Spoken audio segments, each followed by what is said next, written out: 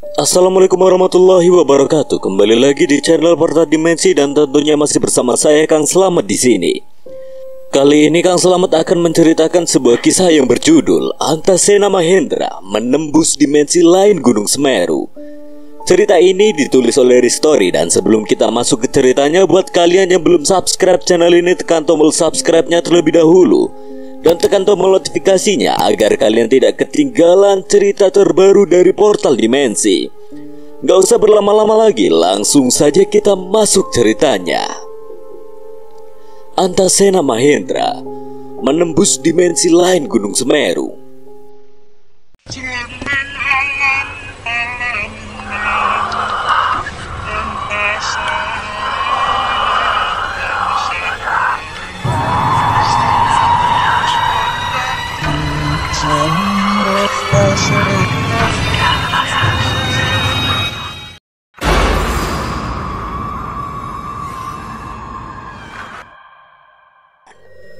Dra, kamu lepas ikatan Pak Harto.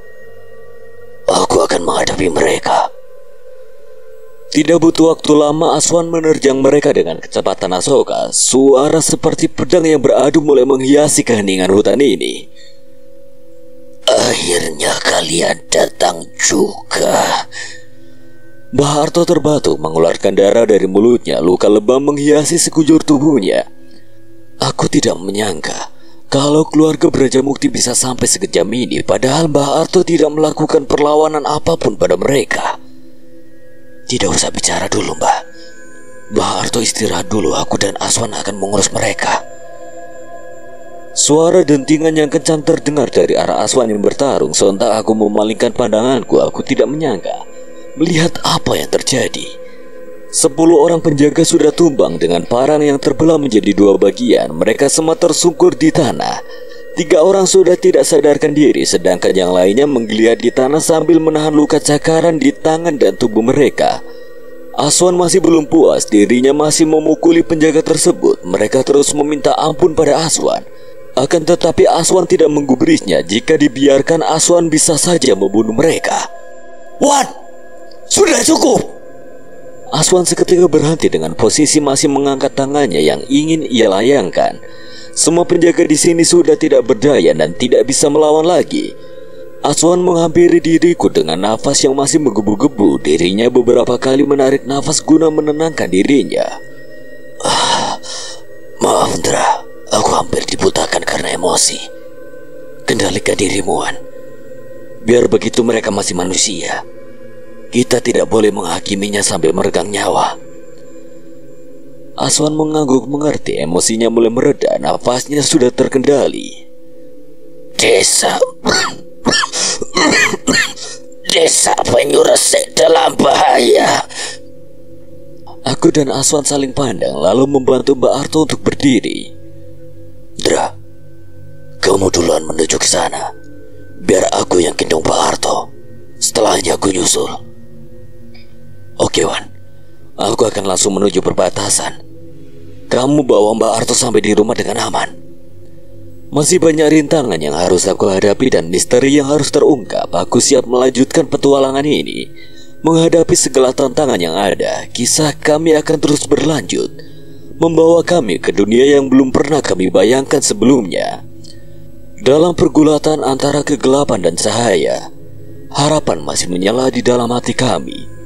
Aku yakin bahwa perjuangan ini belum berakhir. Ini adalah awal dari perjalanan baru yang akan membawaku ke tahap selanjutnya dari kisah yang belum terungkap sepenuhnya.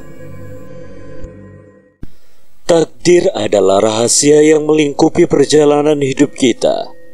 Satu misteri yang sulit untuk kita pecahkan, seperti halnya menggambarkan bayangan di awan. Kita tak mampu meramalkan sepenuhnya apa yang akan terjadi di masa depan. Kehidupan seringkali membawa kita ke arah yang tak terduga, menjelajahi jalan-jalan yang tidak pernah kita rencanakan sendiri. Meskipun kita seringkali tidak bisa mengendalikan bagaimana cerita hidup kita terurai, kita harus menyadari bahwa setiap detik, setiap kejadian telah diatur oleh kebijaksanaan yang lebih tinggi. Ada kekuatan luar biasa yang menata setiap langkah kita, dan terkadang itu mungkin tidak selalu sejalan dengan harapan dan juga keinginan kita. Terimalah setiap detik sebagai bagian dari perjalanan yang telah diatur dengan indah oleh Yang Maha Kuasa. Kami berpencar Aswan melalui jalur sungai untuk membawa Mbah Arto ke tempat aman, sedangkan aku memilih untuk mengejar keluarga Brajamukti melalui hutan yang mengarah ke perbatasan. Aku berlari agak sedikit jauh dari jalur utama untuk menghindari keluarga Brajamukti. Semakin mendekati perbatasan, aura hitam pekat mulai terasa. Energinya benar-benar besar dan pekat. Dari kejauhan aku dapat melihat beberapa makhluk berada di barisan belakang keluarga Brajamukti. Bentuknya beraneka ragam, seperti bola api melayang-layang, makhluk tinggi kurus berambut panjang, dan entitas aneh dengan mata yang bersinar. Suasana hutan semakin menyeramkan. Cahaya rembulan yang sebelumnya menerangi jalanku seakan-akan diperas oleh kegelapan malam yang semakin menggigit. Suara gemuruh angin yang menyusup di antara pepohonan terasa seperti bisikan-bisikan gelap yang tak terdengar oleh telinga manusia. Namun yang paling mencengangkan adalah sosok-sosok mengerikan yang menjadi peliharaan keluarga Brajamukti. Makhluk-makhluk ini terlihat ganas dan memiliki aura kegelapan yang mencekam. Mereka mengelilingi keluarga Brajamukti dengan setia, siap untuk melindungi tuan mereka. Ketika sampai di perbatasan, rupanya pertempuran sudah terjadi. Suko bersama murid Mbah Arto menghadapi keluarga Brajamukti dengan ilmu bela diri yang mereka miliki. Pertempuran terlihat tidak seimbang. Jumlah keluarga Brajamukti lebih banyak 2 kali lipat dibandingkan Suko dan rombongannya. Namun karena ingin menjaga desa Banyuresi, Suko dan para murid Mbah Arto tidak ada rasa gentar sedikit pun yang tergurat dari wajah mereka. Aku juga melihat Reza dan Kuncoro membantu mereka dari belakang dengan melempari menggunakan batu dengan ilmu bela diri. Suko dan rombongannya masih bisa sedikit menahan mereka, namun tidak lama kemudian sebuah banaspati melayang di udara menyerang murid Mbah Arto. Entitas gaib Ingon Brajamukti mulai bergerak. Mataku terpaku ke satu arah tatkala melihat sosok yang melayang sedang memperhatikan pertempuran. Jadi itu Dewangkara. Dengan kehadiran para Ingon dan pasukan demit keluarga Brajamukti, Suko dan yang lainnya berangsur mundur. Luka-luka yang diterima oleh Suko dan yang lainnya membuat mereka kesulitan untuk melawan. Suasana penuh dengan ketegangan dan keputusasaan terasa di udara. Beberapa dari mereka menerima luka yang cukup parah. Aku tidak boleh tinggal diam dan harus segera membantu mereka. Aku berlari sembari melantunkan amalan pemutih yang kufokuskan ke kepalan tanganku. Perlahan cahaya putih mulai muncul menyelimuti tanganku. Tanpa pikir panjang aku menerjang banaspati dan makhluk tinggi kurus yang menyerang Suko. Masena! Suko dan kawan-kawannya mulai berdiri kembali di sampingku, seolah mendapat harapan baru akan kedatanganku. Mbah Arto bagaimana, Mas? Kamu tidak perlu khawatir. Kami berhasil menyelamatkannya dan sekarang sedang dibawa oleh Aswan ke rumah. Sekarang kita fokus menghadapi mereka, terutama sosok yang berada di belakang sana. Alhamdulillah. Suko mulai membacakan ajian warisan leluhurnya, yaitu ajian tapak geni. Perlahan api di telapak tangannya mulai membara. Secara bersamaan aku dan Suko menyerang pasukan demit Dewangkara, sedangkan murid-murid Mbah Arto, mereka mengurus keluarga Brajamukti. Satu persatu banaspati mulai melebur. Makhluk tinggi kurus juga terbakar akibat serangan Suko. Perlahan sebagian makhluk mulai lenyap. Kini hanya tinggal Ingon keluarga Brajamukti yang masih memperhatikan bersama Dewangkara. Kiwaro yang melihat kami melenyapkan pasukan demitnya seketika memasang wajah kesal. Tangannya mulai bergerak seperti memberi kode pada makhluk yang masih bersembunyi di balik kegelapan. Suara berdebam mulai terdengar. Makhluk menyeramkan itu mulai menampakkan dirinya.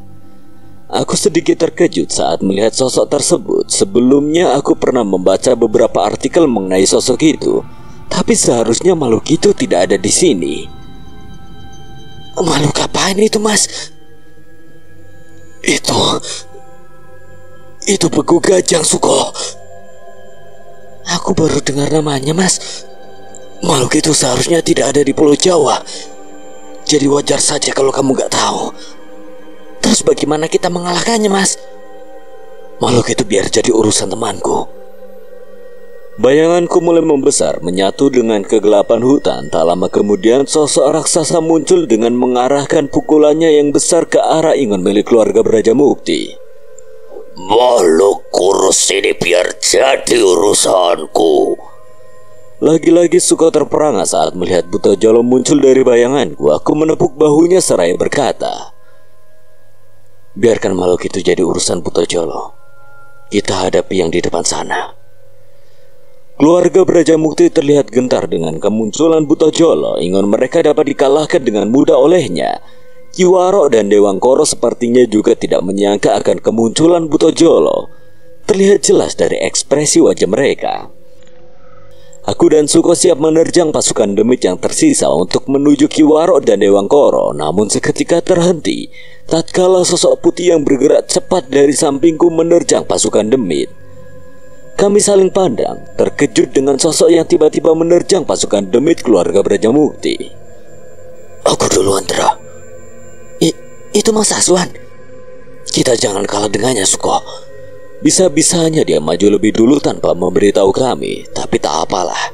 Dengan adanya Aswan, pasukan demit yang tersisa dapat dilibas habis dengan cepat olehnya. Kami jadi bisa langsung menuju Ki Waro dan Dewangkoro. Aku dan Suko segera menuju Dewangkoro dan Ki Waro yang masih memperhatikan di belakang. Kulihat keluarga Braja Mukti sudah banyak yang tumbang oleh murid-murid Mbah Arto. Aku tidak menyangka kalau mereka benar-benar ahli dalam ilmu bela diri. Suasana semakin tegang, bayangan-bayangan hutan yang gelap menciptakan panggung perang yang dramatis. Bunyi benturan senjata dan teriakan makhluk-makhluk aneh menyatu dalam simfoni kehancuran.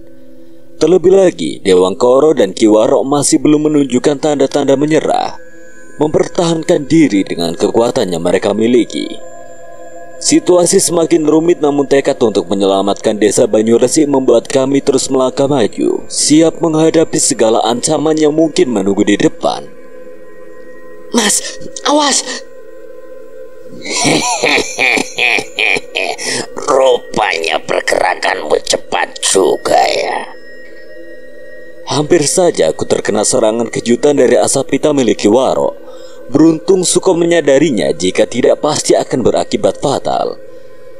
Ki Waro tersenyum licik, sementara Dewangkoro tetap berdiri dengan sikap percaya dirinya. Mereka berdua belum menunjukkan seluruh kemampuan mereka. Aku dan Suko harus berhati-hati karena ancaman bisa datang dari arah manapun. Kalian pikir bisa menghentikan kami? Tidak ada yang tidak mungkin. Jika yang kuasa sudah meridhoinya, kali ini akan kubalas dengan apa yang kalian lakukan pada warga desa dan simbahku.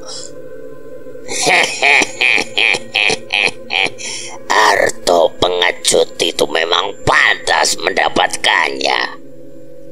Kaulah yang pengecut, menyerah secara tiba-tiba dan menyakiti orang yang tidak melakukan perlawanan. Bahkan kau bersembunyi di ketiak manusia terkutuk. Apa kau bilang? Situasi semakin tegang dan kami tahu bahwa pertarungan ini belum berakhir. Akan tetapi dengan Buta Jolo berada di belakang kami memberikan semangat dan keyakinan bahwa kita memiliki sekutu yang kuat dalam menghadapi kegelapan ini. Dengan hati penuh tekad, kami siap menghadapi apapun yang akan terjadi selanjutnya. Ki Waro menyusup maju dengan cepat. Ilmu bela diri yang dimilikinya membuat gerakannya sulit diprediksi. Asap hitam menyelimuti tangannya, menciptakan ilusi yang membingungkan dan menakutkan. Serangan cepat dan akurat membuat kami kesulitan untuk mengantisipasinya. Suko berhasil menghindari serangan pertama, namun aku harus menggunakan segala keterampilan dan insting bela diriku untuk menghadapi asap hitam yang menyelimuti tangan Ki Waro. Sial, jika seperti ini, yang ada aku kehabisan tenaga untuk melawan Dewangkoro. Meskipun Dewangkoro belum turun tangan, Ki Waro sendiri sudah cukup sulit dihadapi. Kami berdua harus bekerja sama dengan cermat dan hati-hati, mencari celah dalam pertahanannya dan mencoba mengungkap kelemahan yang mungkin dimilikinya. Aku mencoba menggunakan amalan pengikat raga untuk menghentikan Ki Waro, namun Ki Waro tidak memberiku kesempatan untuk membacakannya.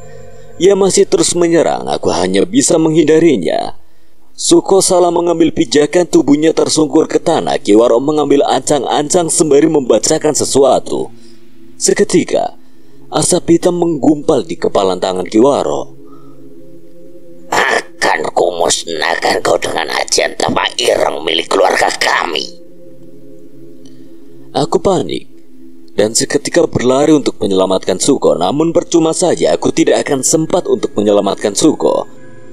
Anggota keluarga Braja Mukti menghadangku. Jika Suko terkena pukulan itu, sudah pasti tubuhnya akan hancur hingga ke tulang. Suko, menghindar! Percuma saja, Suko sudah tidak akan sempat untuk melarikan diri. Kiwaro melayangkan pukulannya ke arah Suko. Mati kau bocah! Suko! Sebuah ledakan muncul dari arah tempat Kiwaro dan Suko. Angin berhembus kencang, tanah berterbangan akibat gelombang kejut tersebut. Seperti ada yang menahan ajian tapak ireng yang dilancarkan oleh Kiwaro. Aku mempertajam penglihatanku dan seketika tersenyum dengan apa yang aku lihat. Aswan yang baru selesai dengan pasukan demit kini ikut menghadapi Kiwaro. Aku tidak menyangka Aswan bisa menghalau pukulan Kiwaro dengan pukulan harimau miliknya. Kiwaro melompat mundur dari Aswan. Wajahnya terlihat terkejut, tidak menyangka kalau ada yang bisa melawan ajian tapak ireng milik keluarga Braja Mukti miliknya. Terima kasih banyak, Mas. Simpan dulu rasa terima kasihmu setelah semuanya selesai. Aswan membantu Suko untuk berdiri. Aku segera bergabung kembali dengan Aswan dan Suko. Kulihat Dewangkoro memasang wajah kesal melihat apa yang terjadi. Dra, kakek peot ini padaku. Kamu yakin, Wan? Kiwaro bukan orang sembarangan loh. Tenang, Dra. Aku baru 30% menyatukan diri dengan Asoka. Aswan memejamkan matanya. Cahaya putih mulai menyelimuti dirinya. Perlahan cahaya putih tersebut berubah menjadi cakar di tangan dan kaki Aswan. Sebelah mata Aswan juga berubah seperti mata harimau. Tanpa basa-basi, Aswan menyerang Kiwaro dengan kecepatan yang luar biasa. Dua figur yang bergerak dalam irama yang tidak terlihat oleh mata biasa. Aswan dan Kiwaro saling menyerang dan menghindar dengan gerakan yang melampaui batasan kelincahan manusia biasa. Mereka seperti bayangan yang berkelebatan di bawah sinar rembulan. Tak terlihat oleh kebanyakan orang. Setiap serangan yang dilancarkan oleh Aswan diikuti dengan refleks yang sama cepatnya oleh Kiwaro. Gerakan cakar di tangan dan kaki Aswan seolah menari di udara, menghasilkan guratan-guratan cahaya yang memancar dalam kecepatan kilat. Tidak ada detik yang terbuang. Mereka berdua saling menyerang, menggabungkan teknik-teknik bertarung yang melebihi batas manusia biasa. Suko yang menyaksikan pertarungan Aswan hanya bisa terkagum-kagum. Ethan, mereka berdua luar biasa. Begitu cepatnya hingga sulit dilihat dengan mata telanjang. Tubuh mereka seperti lenyap dan muncul kembali dengan cepat di berbagai sudut. Cakar dan serangan kilat dari Aswan bertabrakan dengan ketepatan dan keluasan gerakan Kiwaro. Kita serahkannya di sini pada Aswan. Urusan kita pada biang dari semua ini. Aku dan Suko kembali menerjang ke arah Dewangkoro yang masih diam sembari melipat tangan seolah sedang melihat pertarungan ini bagaikan pertunjukan. Semakin dekat dengan Dewangkoro, aura pekat yang mengintimidasi mulai menerjang kami. Aku membacakan amalan pemutih untuk melawan aura hitam yang dipancarkan oleh Dewangkoro. Dirinya terkejut. Aku mampu menembus energi hitam yang ia pancarkan. Rupanya kalian memang bukan bocah sembarangan. Tapi kalian bukanlah tandinganku. Tiba-tiba Dewangkoro sudah berada di tengah antara aku dan Suko. Dengan refleks yang cepat aku dan Suko melompat mundur. Hampir saja kuku Dewangkoro yang panjang mengoyak perut kami. Jika telat sedikit saja, mungkin perut kami sudah dilubangi olehnya.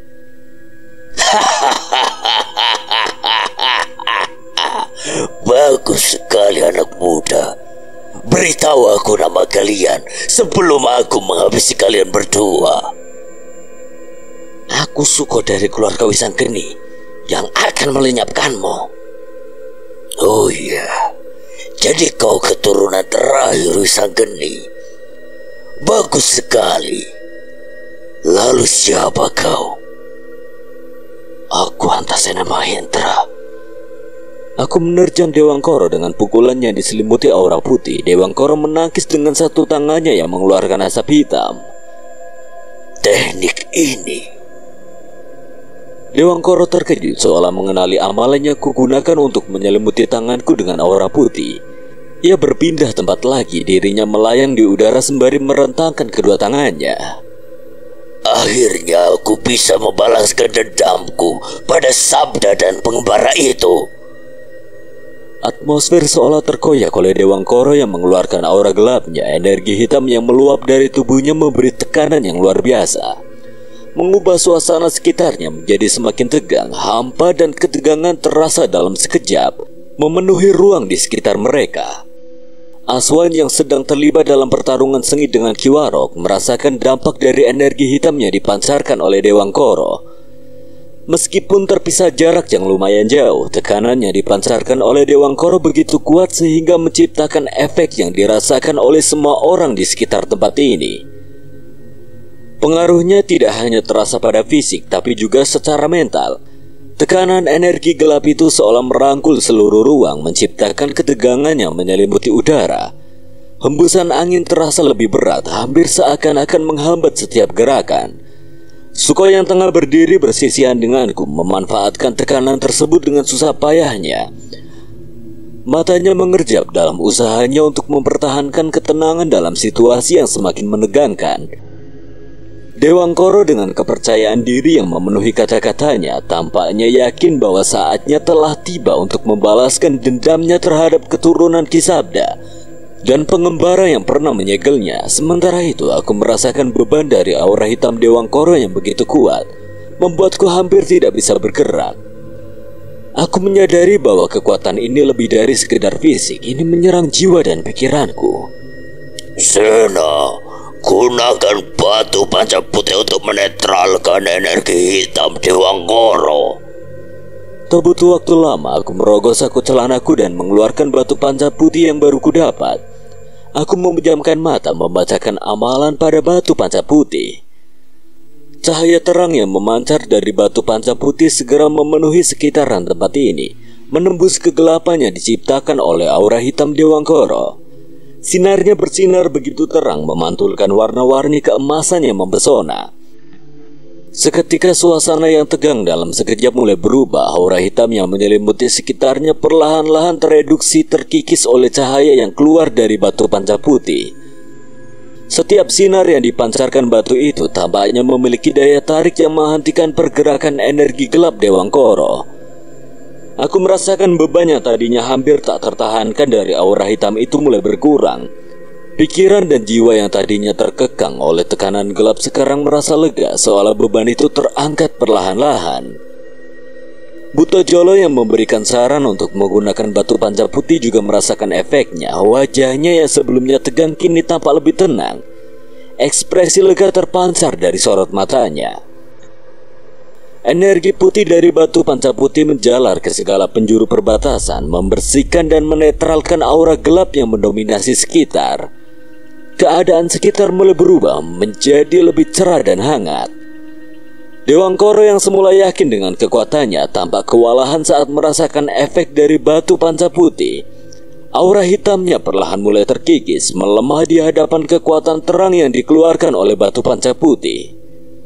Cahaya putih yang memancar dari batu panca putih tidak hanya menetralkan aura hitam Dewangkara, tetapi juga memiliki efek yang luar biasa pada pasukan demit keluarga Braja Mukti. Ketika cahaya putih semakin memenuhi lingkungan, pasukan demit mulai terlihat gelisah. Mereka yang sebelumnya dengan berani mendukung keluarga Braja Mukti kini tampak terbebani oleh kekuatan cahaya yang mempesona. Seketika pasukan demit yang ada di sini mulai memudar, layaknya bayangan yang larut oleh terang matahari. Tubuh mereka semakin transparan, lalu perlahan-lahan satu persatu mereka menghilang, lenyap di bawah pengaruh cahaya putih. Mas, itu kekuatan batu panca putih? Iya, Suko. Batu panca putih mampu menetralkan sekaligus menekan energi hitam. Benar-benar dahsyat.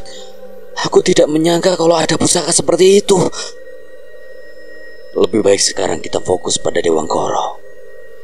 Suko mengangguk lalu membacakan ajian tapak geni warisan keluarganya, sedangkan aku menyelimuti tubuhku dengan aura putih dari batu panca putih. Kini pertarungan menjadi kembali seimbang. Aswan sudah bisa bergerak leluasa, bahkan membuat Kiwaro terdesak akibat serangannya. Bocah sialan. Rupanya kau tidak hanya memiliki teman yang merepotkan, namun pusaka yang cukup kuat. Kali ini kami tidak akan menyegelmu, namun melenyapkanmu. Coba saja kalau kau bisa. Aku dan Suko menyerang Dewangkoro secara bersamaan, namun belum ada satupun dari serangan kami yang mengenainya. Pergerakan Dewangkoro lebih cepat dari Kiwaro. Dengan mudahnya ia menghindari serangan kami. Apa hanya itu kemampuanmu, ha? Sebaiknya kau waspada dengan anak itu. Dewangkoro tidak menyadari Suko sudah melompat ke arahnya. Pengalihanku rupanya berhasil dengan ajian tapak geni. Suko menghantam dari titik buta Dewangkoro, namun Dewangkoro dengan cepat memasang pertahanan menggunakan tangannya yang diselimuti asap hitam. Tapi walau begitu, Dewangkoro tetap terpental beberapa meter akibat serangan Suko. Dewangkoro mengibaskan tangannya yang terbakar, api yang membakar tangannya seketika menghilang. Serangan lemah tidak akan mampu melenyapkanku. Kini Dewangkoro yang menyerang kami berdua. Pergerakannya begitu cepat. Aku terkena pukulan Dewangkoro di pergelangan tangan yang kujadikan perisai. Tanganku mulai menghitam, namun tidak jadi tatkala batu panca ireng kukeluarkan dari saku celanaku. Suasana pertarungan semakin tegang. Aura kekuatan bertabrakan dengan balasan dan upaya melawan pertahanan Dewangkoro yang menciptakan gelombang energi yang menggetarkan udara di sekitar kami. Dewangkoro terus menunjukkan kekuatan yang menakutkan, tetapi kami bertiga tidak menyerah, berusaha menemukan celah untuk menghentikannya. Dra, pakai ini! Aswan melemparkan tombak manu biru kepadaku. Aku menggapainya lalu menyelaraskan energiku dengan energi yang tersimpan di tombak manu biru. Setelahnya menyerang Dewangkoro. Beberapa seranganku berhasil mengenai tubuh Dewangkoro hingga menciptakan luka sayatan dan tusukan di tubuh.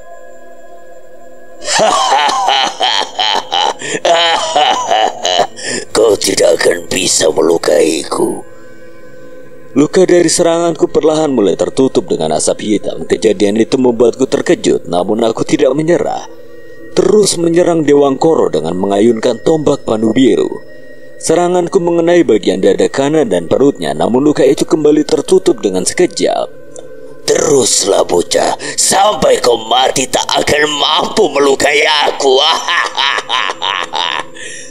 Dewangkoro melancarkan pukulannya menghantamku, membuatku terpental jauh. Darah mulai mengalir dari bibirku. Aku menyekanya lalu berdiri kembali untuk melancarkan serangan berikutnya. Kalau begini, kita tidak bisa mengalahkannya, Mas. Luka-luka yang kita berikan selalu tertutup kembali. Tidak, Suko. Pasti ada kelemahannya. Lanjutkan serangan. Aku ingin memastikan sesuatu. Aku dan Suko kembali menyerang Dewangkoro. Kali ini kufokuskan serangan ke arah dada kiri Dewangkoro. Sebab sejak tadi Dewangkoro selalu menangkis seranganku apabila aku mengincar dada sebelah kirinya. Berbeda dengan saat aku mengarahkan serangan ke bagian tubuh lain, dia cenderung membiarkanku mengenainya. Suasana pertarungan semakin tegang, energi bertabrakan, namun tekad untuk menemukan kelemahan Dewangkoro tetap menguat. Suko, mundur. Aku sudah tahu kelemahannya. Kami menjauh dari Dewangkoro. Aku menjelaskan pada Suko kalau Dewangkoro selalu menangkis serangan apabila mengincar dada sebelah kirinya. Kemungkinan kelemahan Dewangkoro terletak pada jantungnya. Kalau gitu kita fokus menyerang bagian dada kiri saja, Mas. Dewangkoro tersenyum sinis ke arah kami dan sepertinya ia tidak terlalu khawatir meski kami mengetahui kelemahannya. Kami kembali menyerang dada bagian kiri Dewangkoro. Suko memberikan serangan beruntun kepada Dewangkoro. Tubuhnya terbakar, namun seketika hilang. Aku pun mendapatkan celah akibat serangan beruntun yang dilayangkan Suko. Kuhunuskan tombak melalui celah tangan Suko, mengarahkannya ke arah jantung Dewangkoro. Tombak panu biru yang kuhunuskan untuk menusuk celah pada tubuh Dewangkoro tiba-tiba patah.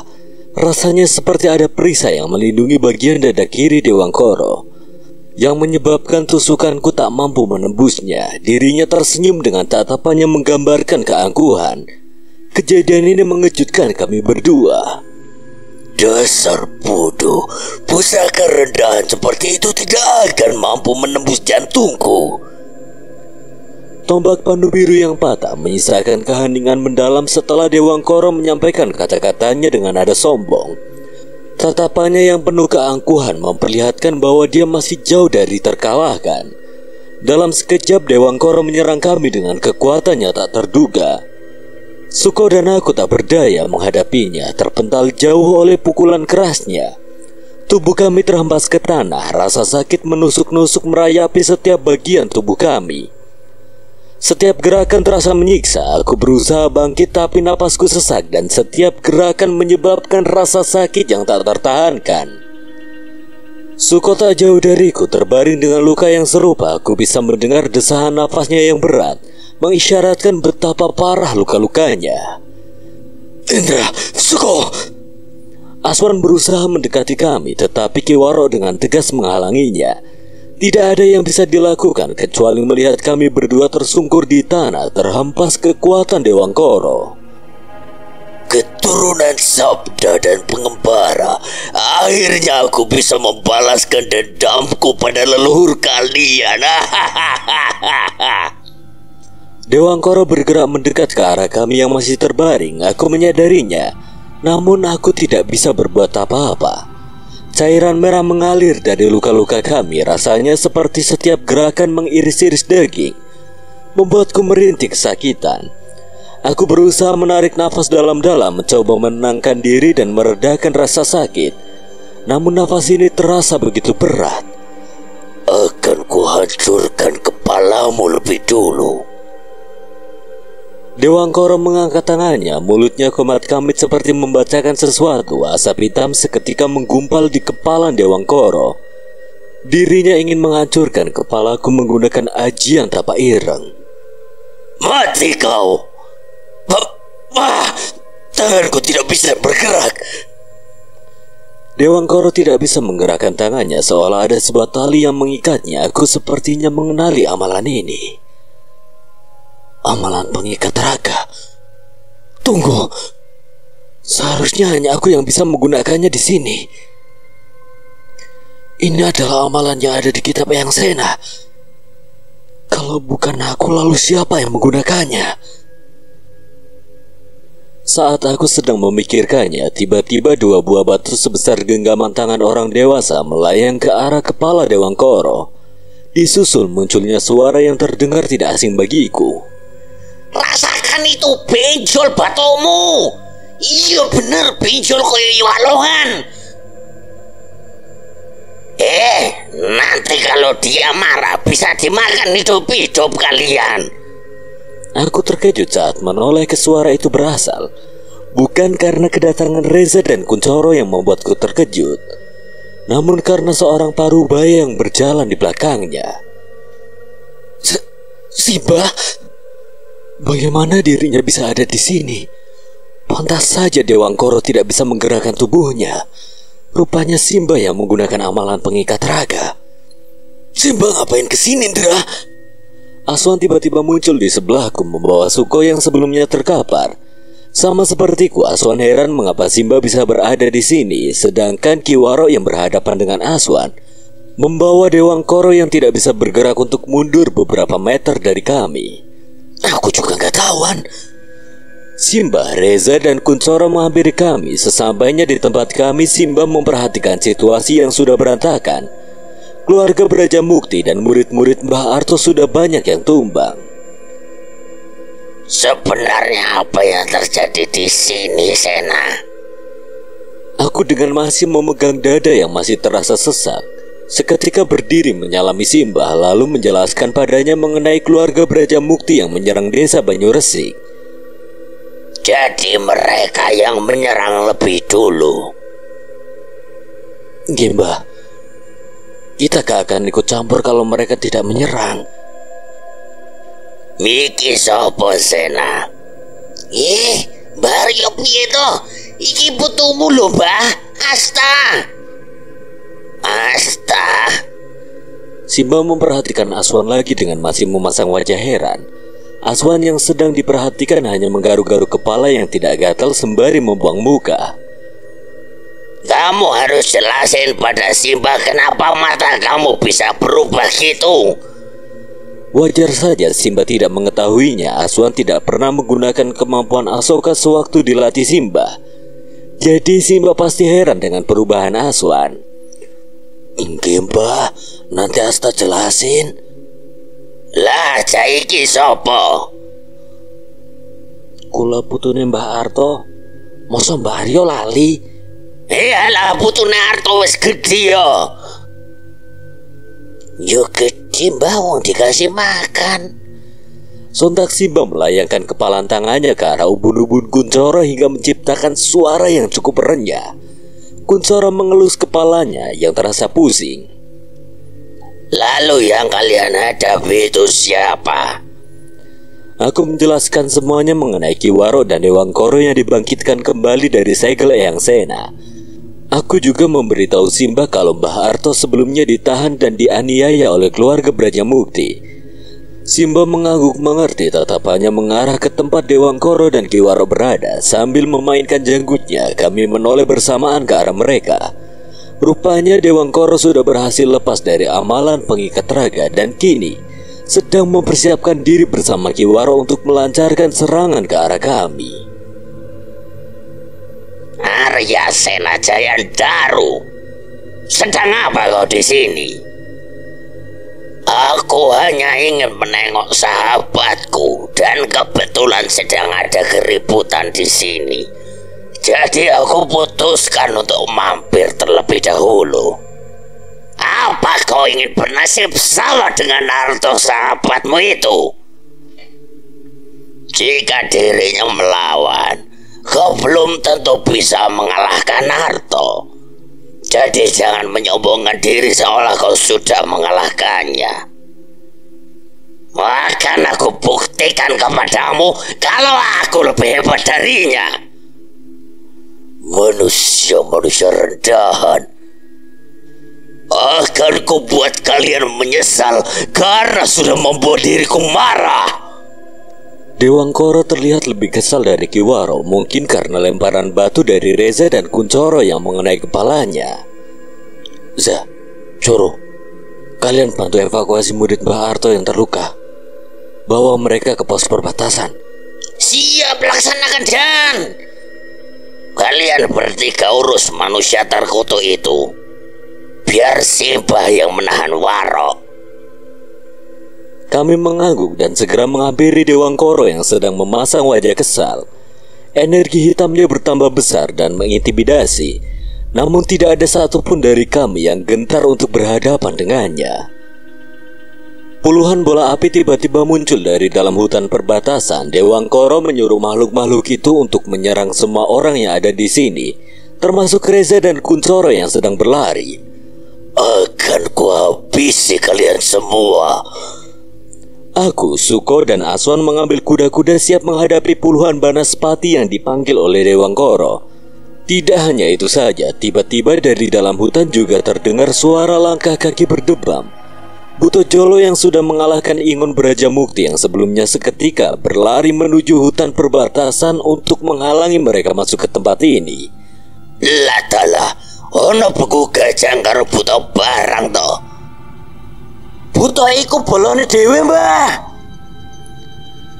Tidak ingin membuang waktu untuk menghadapi puluhan banaspati yang dipanggil Dewangkoro, aku mengambil batu panca putih lalu membacakan amalan pemutih seperti sebelumnya. Simba yang melihat cahaya terang dari arahku seketika terkejut, namun masih dengan menangkis setiap serangan Kiwaro. Cahaya putih dari batu panca putih mulai menyebar, melenyapkan setiap banaspati yang muncul. Dewangkoro semakin geram karena dengan mudahnya aku melenyapkan puluhan banaspati itu. Wan, Suko, bisa kalian beri aku waktu 5 menit? Aku akan mencoba menggunakan tombak Madusena untuk menyerang jantung Dewangkoro. Tapi aku butuh waktu untuk memanggilnya. Mandra, tapi jangan lebih dari 5 menit. Aku akan berusaha, Mas. Aswan dan Suko bergegas menyerang Dewangkoro, sementara aku mengambil posisi duduk bersila, menempatkan batu panca putih di tanah dan mulai membacakan amalan pemanggil. Suasana menjadi tegang, gelombang energi mulai terbentuk di sekitarku. Mengikuti rentetan kata amalan yang kumulai, cahaya berkilauan dari batu panca putih semakin terang, membentuk lingkaran energi yang semakin meluas. Di tengah keheningan, getaran energi terasa semakin kuat, menciptakan aura yang memenuhi ruang pertarungan, menarik perhatian Dewangkoro sekaligus memperlambat serangannya. Semua mata tertuju pada batu panca putih yang mulai melayang membentuk sebuah tombak dengan ukiran aksara Jawa dan tulisan Arab. Ujung tombak bersinar terang dengan batu panca putih yang tersisip di tengahnya. Gagangnya terbuat dari kayu stigi yang dilapisi perak, mengeluarkan cahaya yang memikat.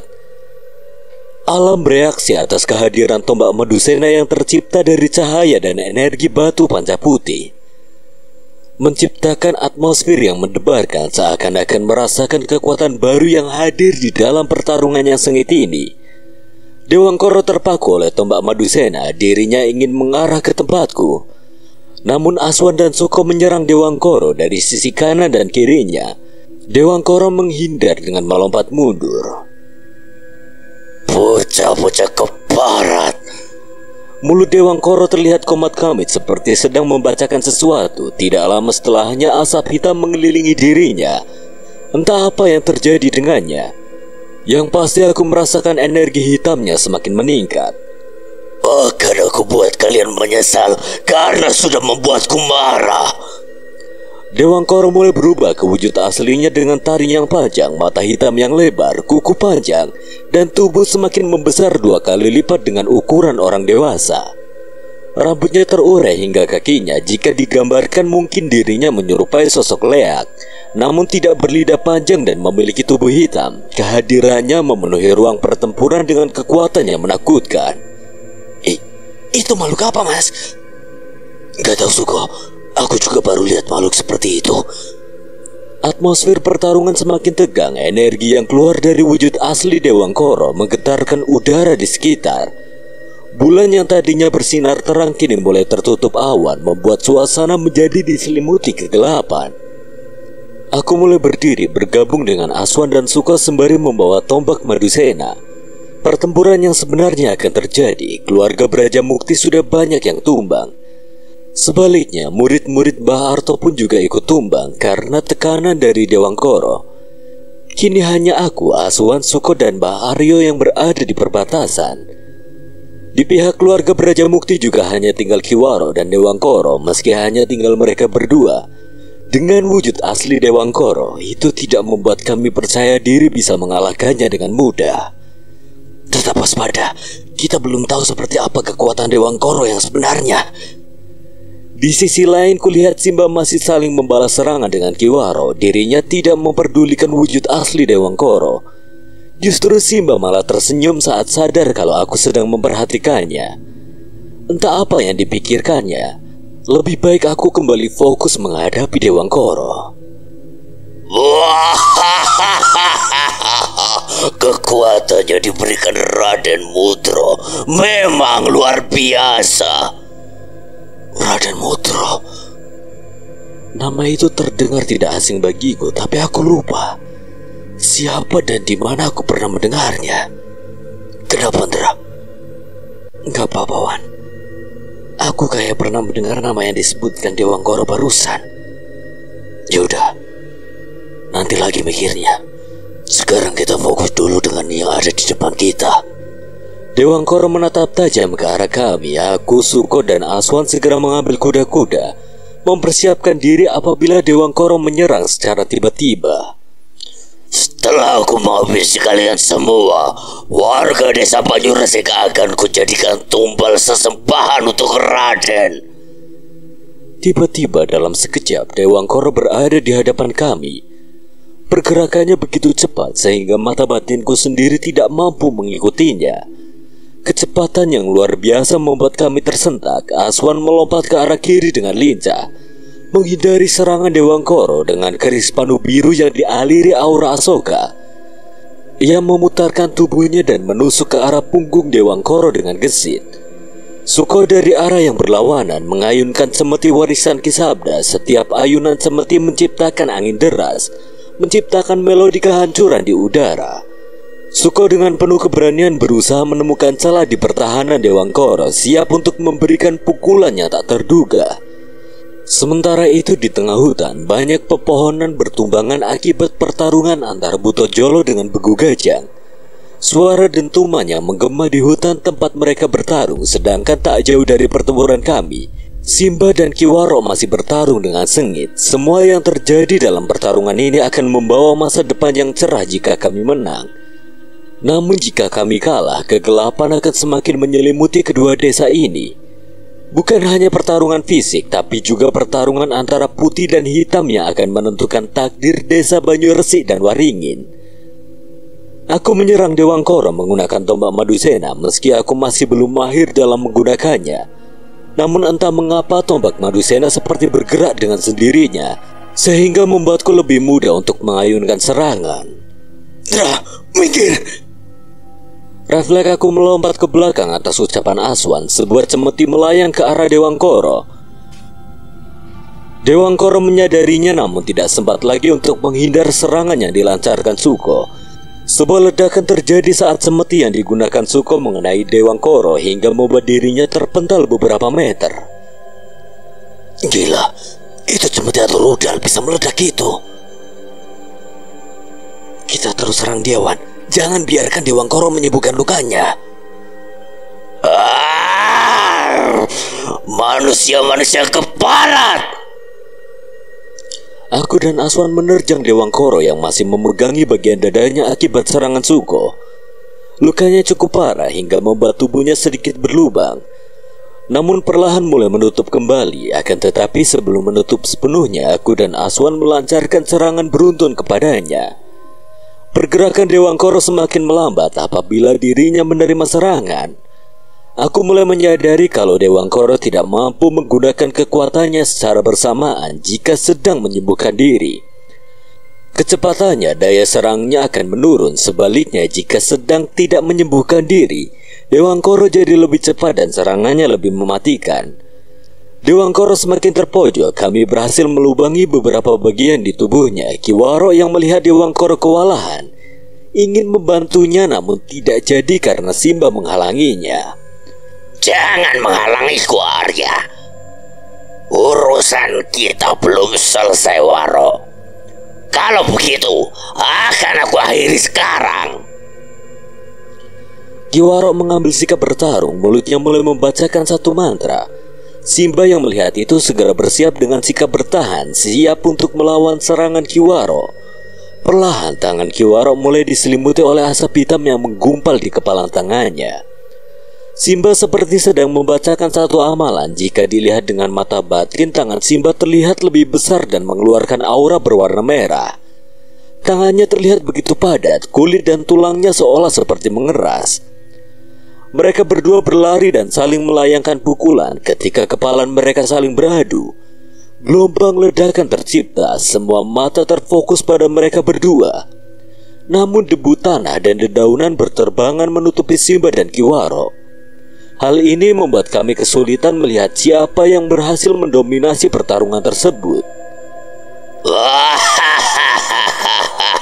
Sudah pasti Waro yang akan menang. Kalian tidak usah berharap. Kalau orang tua itu akan menang melawan ajian Watu Irang milik keluarga Brajamukti. Simba! Perlahan angin berhembus menyibak gumpalan debu yang berterbangan. Samar terlihat hanya ada satu orang yang sedang berdiri sembari memutar tasbih di tangannya. Aku mulai lega saat melihat Simba masih berdiri tegak tanpa adanya luka sedikit pun. Apa? Tidak mungkin aja Watu Irang bisa dikalahkan. Tidak ada yang tidak mungkin jika yang kuasa sudah berandak. Aku membicikan mata mencari di mana Kiwaro berada, namun aku tidak bisa menemukannya. Simba menoleh ke arahku dan menunjuk ke satu arah. Sontak kami semua termasuk Dewangkara mengikuti arah yang ditunjuk oleh Simba. Senyumku melebar saat melihat Kiwaro yang sudah tidak sadarkan diri dengan tubuh bersandar di pohon. Mungkin dirinya pingsan akibat serangan Simba tadi. Kini kami hanya tinggal mengurus manusia jadi-jadian yang ada di hadapan kami. Sena, Asta, selesaikan dengan cepat. Memang kenapa, Mbah? Simba ngorong mau ke rumah Harto buat minta dibuatin wedang. Tak kira piye, gak taunya ngelak toh. Wes cepat tak liatin dari sini. Bisa-bisanya Simba bersikap setenang itu dalam situasi seperti ini. Meski sudah tua, Simba bukanlah orang yang bisa diremehkan. Ilmu bela dirinya sudah berada di level tertinggi.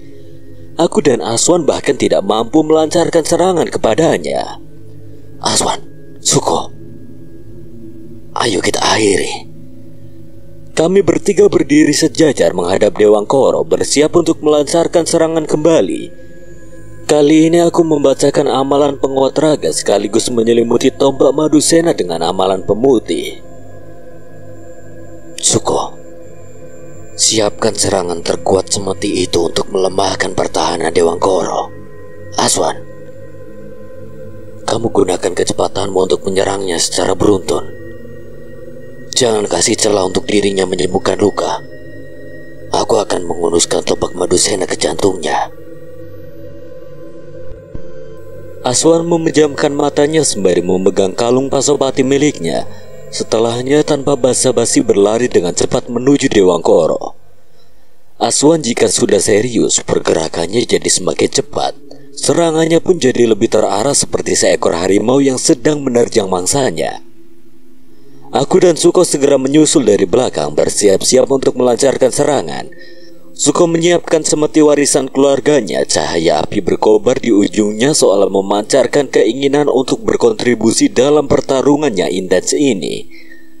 Aswan mengirim serangan-serangannya yang gesit, mengarahkan pukulan bertubi-tubi menuju Dewangkoro. Setiap gerakan membawa kekuatan yang menggetarkan udara, memecah keheningan dengan suara teriakan dan dentuman. Gerakan-gerakannya terampil dan presisi, menggambarkan keahlian bertarung yang mematikan. Sementara itu dengan keberanian dan tekad yang menggebu, Suko melepaskan cemeti dalam serangan terkuatnya. Api di ujung cemeti berkobar-kobar memancarkan kehangatan yang menakutkan. Seolah membawa semangat pertarungan itu sendiri, setiap ayunan cemeti menciptakan riak-riak api yang melonjak dengan amarah, memenuhi udara dengan aura yang membara. Dewangkoro berusaha mempertahankan diri dengan gesit, namun serangan-serangan kami datang secara terkoordinasi dan membingungkannya. Aura pertarungan ini terasa semakin intens, menyelimuti kami dengan ketegangan yang tiada henti. Sementara dentuman serangan dan energi yang terlibat terus menciptakan hentakan kuat yang bergema di sekitar tempat ini. Tidak mungkin aku bisa dikalahkan oleh bocah-bocah seperti kalian. Kau salah, Dewangkoro. Kami berbeda dengan bocah lainnya yang bisa kau tindas. Gusti Allah yang menakdirkan kami untuk melenyapkan setan-setan terkutuk sepertimu. Berisik. Suko mengambil ancang-ancang. Api yang berkobar di ujung cemeti semakin membesar.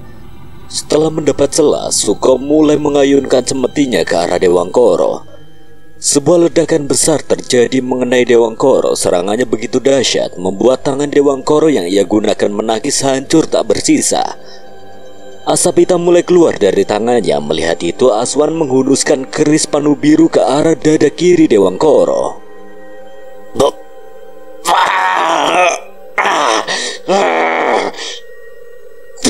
Sekarang aku segera berlari ke arah Aswan yang sedang menahan Dewangkoro menggunakan keris panu biru hingga tertancap di pohon.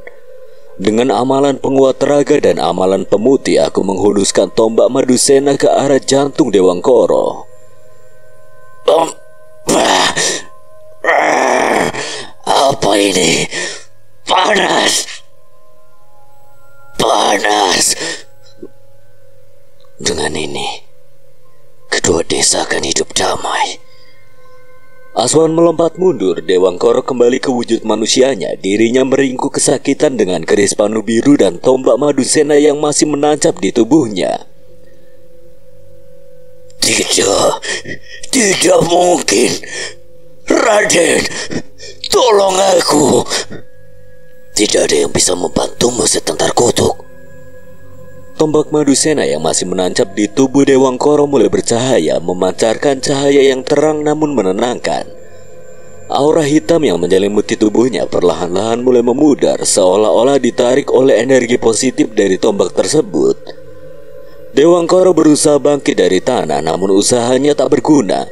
Ia mencoba mencabut tombak Madusena yang menancap padanya, tapi tampaknya tombak itu tidak bisa dilepaskan oleh siapapun selain orang yang telah dipilihnya. Aku dan Aswan tetap berjaga-jaga memastikan tidak ada upaya lain dari Dewangkara yang dapat membahayakan kami. Sementara itu tubuh Dewangkara semakin terlihat lemah akibat cahaya yang memancar dari tombak Madusena. Sorot matanya yang penuh keangkuhan kini memancarkan rasa putus asa yang mendalam. Dewangkara pasrah terbaring di tanah dengan lemah. Aku mendekati Dewangkara lalu membacakan doa agar rohnya kembali ke tempat yang seharusnya. Perlahan tubuh Dewangkara mulai memudar tatkala cahaya tombak mulai meredup. Aku tidak menyangka bisa dikalahkan oleh 3 bocah. Satu hal yang harus kamu tahu, Dewangkara, bahwa tidak ada yang tidak mungkin. Apabila Gusti Allah sudah berhendak, tidak ada yang mampu mengalahkan ridhonya. Berhati-hatilah, Raden Mudro bukanlah orang yang bisa dibayangkan kekuatannya. Dirinya adalah kegelapan yang sebenarnya. Dewangkara mulai menghilang, melebur bersama udara tembus pandang. Awan yang menutupi rembulan mulai menghilang. Tombak Madusena kembali ke wujud batu setelah menyelesaikan tugasnya. Aku terbaring di tanah, tubuhku terasa begitu lemas, seolah tidak ada energi yang tersisa. Sudah selesai, Ndra. Iya, Wan. Capek banget aku. Simbar tidak menyangka kalau kalian sudah sekuat ini. Simba, Dra, Wan, Suko, kalian gak apa-apa toh? aku menoleh ke arahnya lalu berdiri menghampiri Suko untuk mengajaknya kembali ke desa Banyuresik. Tampaknya Suko merasakan hal yang sama dengan kami. Dengan membaringkan tubuhnya karena kelelahan, namun aku melihat sebuah senyuman kebahagiaan yang tergurah di wajahnya. Ayo Suko, kita kembali. Tubuhku mati rasa, Mas. Biar kami bantu. Aku dan Aswan membantu Suko berdiri lalu merangkulnya untuk berjalan kembali menuju desa Banyuresik.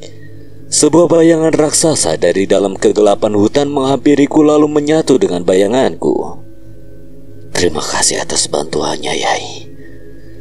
Kulihat situasi sudah semakin kondusif. Reza dan Kuncoro berhasil mengevakuasi murid-murid Mbah Arto yang terluka, sedangkan yang masih bisa berdiri menahan puluhan keluarga Braja Mukti yang sudah tidak ingin melawan.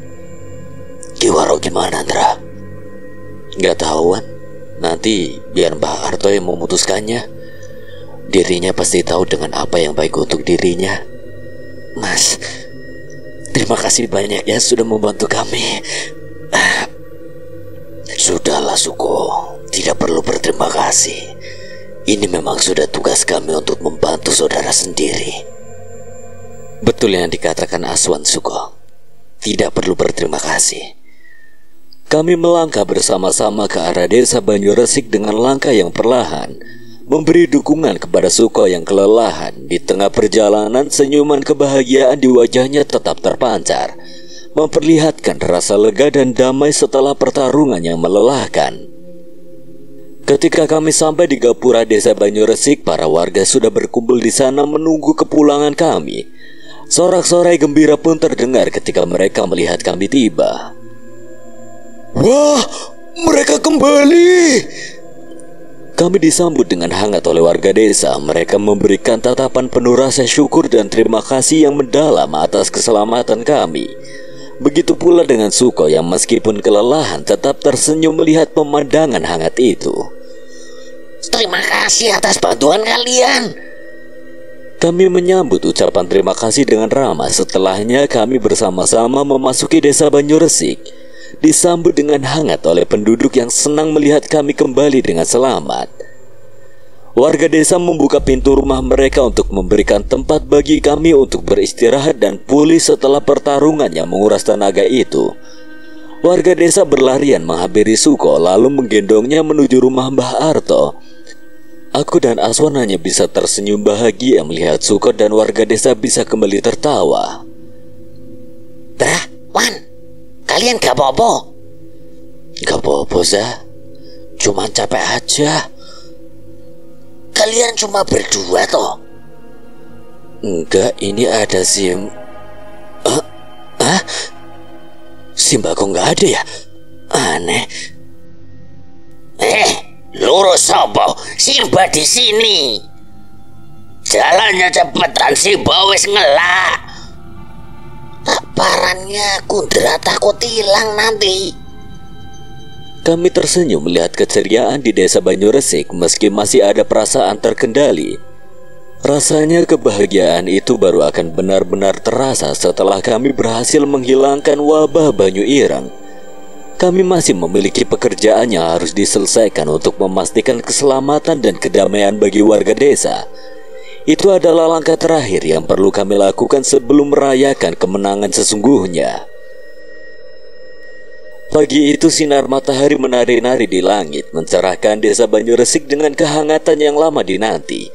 Udara segar menusuk setiap sudut desa, memberikan angin baru yang membawa embusan damai. Matahari menyambut kami dengan sinar hangat, memberikan semangat baru dalam perjalanan kami ke bendungan.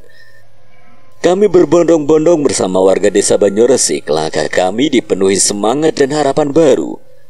Setelah pertempuran semalam, tubuhku benar-benar terasa pegal sekali. Namun dengan adanya ayam ingkung buatan Ibu Suko, seketika semua rasa pegal hilang begitu saja. Rupanya perkataan Reza dan Kuncoro memang benar kalau ayam ingkung buatan Ibu Suko benar-benar spesial.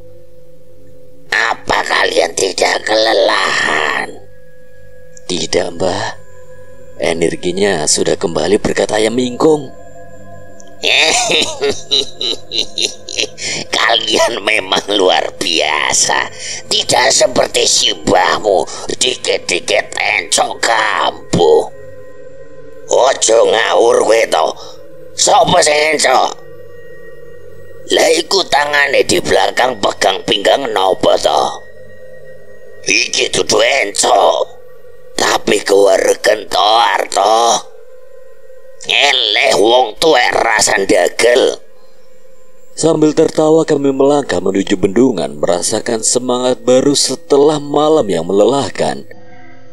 Percakapan keduanya mengingatkan kami pada keakraban dan persahabatan yang telah terjalin selama bertahun-tahun. Sosok mereka yang penuh kelucuan menghadirkan energi positif dalam perjalanan kami. Dari candaan mereka terlihat betapa kuatnya ikatan di antara kami. Suara tawa bergema di sepanjang perjalanan mencairkan ketegangan dan kelelahan yang tersisa. Sesampainya kami di bendungan, aku memperhatikan air yang berwarna hitam dan berbau busuk. Aku hampir tidak mampu menahan baunya, namun aku harus tetap melaksanakan tugasku. Aku mengambil posisi duduk bersila di tepi bendungan, lalu membuka telapak tangan yang sudah kutaruh batu panca ireng dan batu panca putih. Lantunan doa mulai terucap dari mulutku. Angin berhembus menggoyahkan pepohonan. Angin berubah seakan-akan alam pun merasakan kehadiran energi di sekitar bendungan. Cahaya mulai menyibak kabut hitam yang memenuhi udara, sementara energi gelap yang menyelimuti air bendungan terasa terhisap perlahan ke dalam batu panca ireng yang kupegang dengan erat. Di sisi lain, cahaya putih dari batu panca putih beradu dengan angin, mengeluarkan pancaran energi yang memberi kehidupan pada lingkungan sekitarnya. Hening yang tercipta menggetarkan ruang waktu seolah alam sedang menanti keputusan, menciptakan ketegangan yang begitu intens. Air hitam yang semula menjijikan perlahan berubah, meredupkan kegelapan dan busuknya. Sungai yang sebelumnya tercemar mulai membersihkan diri, mengalirkan air yang jernih dan segar. Benar-benar anak yang luar biasa. Mas Masih belum toh. Ini masih awal. Dari dalam bendungan mengambang sebuah paku berwarna hitam. Aku membuka mata lalu menghancurkan paku hitam yang menyebabkan wabah banyu ireng. Sebuah ledakan kecil terjadi. Paku hitam melenyap begitu saja. Batu panca putih dan ireng kembali ku genggam. Aku terduduk lemas, namun Mbah Arto dan simbahku menyalurkan energinya melalui punggungku hingga membuatku bisa berdiri kembali. Terima kasih banyak, Mbah. Saya yang berterima kasih kepadamu, Sena. Warga desa bersorak riuh. Teriakan kegembiraan bergema di sekitar bendungan yang kembali bersih dan jernih. Mereka melompat, berpelukan dan bersujud di tepi bendungan sebagai ungkapan rasa syukur atas pulihnya sumber air yang menjadi nyawa bagi desa mereka. Senyuman merekah di wajah-wajah mereka yang terpancar kepuasan dan keberhasilan. Anak-anak desa berlarian ke tepi sungai. Mereka yang sebelumnya terhenti dalam permainan kini berlomba menangkap ikan di air yang kembali jernih. Kulihat Suko berkaca saat melihat warga desa bisa merasakan kebahagiaan kembali. Air matanya tidak bisa ia tahan lagi. Beberapa kali dirinya menyeka dan berusaha menahannya dengan menarik nafas. Aku dan yang lainnya segera menghampiri Suko. Kenapa nangis, Suko? Suko menggeleng dirinya masih berusaha menahan tangisnya. Mbah Arto mendekati Suko lalu mengelus kepalanya dengan lembut. Tidak perlu ditangisi, Suko. Seharusnya kita berbahagia bersama warga desa. Aku masih tidak nyangka, Mbah, kalau semua akan kembali seperti sedia kala. Aku juga masih merasa bersalah karena menitipkan desa pada Asep dan Cukri. Bahkan sampai Mbah Arto berkorban. Tidak perlu menyalahkan dirimu sendiri, Suko. Lagi pula Simba juga sudah menduga kalau keluarga Braja Mukti pasti akan menyerang tiba-tiba. Maka dari itu Simba menyuruhmu ikut mendaki bersama mereka agar bisa aman dan meneruskan warisan leluhur kita. Sudah kuduga kalau Mbah Arto pasti sengaja menyuruh Suko ikut dengan kami, supaya Suko tidak berada dalam situasi yang berbahaya. Jika saja saat itu ada Suko, mungkin Suko akan langsung dihabisi oleh keluarga Braja Mukti akibat permasalahannya sebelumnya. Terima kasih ya, Mbah. Suko janji akan jaga desa ini dengan baik seperti Mbah Arto. Mbah Arto memeluknya. Aku sedikit terenyuh melihat mereka berdua. Ikatan mereka sebagai Simba dan cucu sangat memberiku pelajaran. Terus, habis ini kita kemana, Dra? Entahlah, Zah. Lebih baik sekarang kita kuburan. Aku berlari melompat ke arah bendungan. Aswan yang melihat aku melompat seketika melepas bajunya dan lari menyusulku. Aku ikut, Dra. Tungguin aku melu. Reza dan Suko juga ikut menyusulku melompat ke dalam bendungan. Air di sini benar-benar menyegarkan. Semua rasa pegal dan lelah seolah hilang begitu saja. Setelah hidup dalam bayang-bayang kutukan Banyu Ireng dan terhempasnya dalam pertempuran yang tidak ada habisnya, desa Banyu Resik kini tiba pada babak baru di mana ketenangan dan persatuan menari di udara. Di bawah kanopi pepohonan yang rindang, penduduk desa keluar dari rumah mereka dengan senyum yang kembali merekah di wajah-wajah mereka. Suara riang anak-anak yang bermain di halaman dan tawa lembut orang dewasa menciptakan harmoni yang telah lama hilang. Desa Banyu Resik yang sebelumnya dipenuhi dengan kegelisahan dan ketenangan, kini terasa seperti pulang. Air sungai yang dulu keruh dan kelam kini kembali jernih mengalir di antara batu-batu sungai yang berserakan. Pepohonan di tepinya menari-nari mengikuti irama angin, memberikan semacam sambutan menyambut kedamaian yang telah lama mereka nantikan. Di tengah desa terlihat keluarga Braja Mukti duduk bersama keluarga Wisangkendi dan warga desa. Mereka duduk di lingkaran damai menggambarkan persatuan yang baru terbentuk. Kepala desa dan para tetua berkumpul untuk membuat kesepakatan damai yang baru saja tercapai. Tidak ada lagi rasa benci atau dendam di antara warga desa. Mereka saling bertegur sapa dengan senyum tulus. dan tangan-tangan mereka bersatu dalam kebersamaan. Desa Banyuresik telah menemukan kembali kehidupan yang damai dan rukun setelah melewati masa-masa sulit yang melibatkan pertempuran panjang. Dan di pagi yang cerah itu menjadi saksi sejarah perubahan besar dalam hidup desa Banyuresik. Mereka kini memiliki peluang untuk membangun kembali kehidupan mereka, menghapus luka masa lalu dan merangkul masa depan yang penuh dengan harapan dan keselarasan. Sebentar lagi, malam 1 Suro akan datang. Aku harus segera menyegel kembali tempat itu agar tidak ada sosok terkutuk yang menyengsarakan orang lain. Sekian dan terima kasih buat Teri Story yang telah mengizinkan saya membawakan ceritanya. Apabila ada kesalahan atau kekurangan, Kang Selamet memohon maaf sebesar-besarnya. Akhir kata, Kang Selamet pamit undur diri. Assalamualaikum warahmatullahi wabarakatuh. Sampai berjumpa lagi.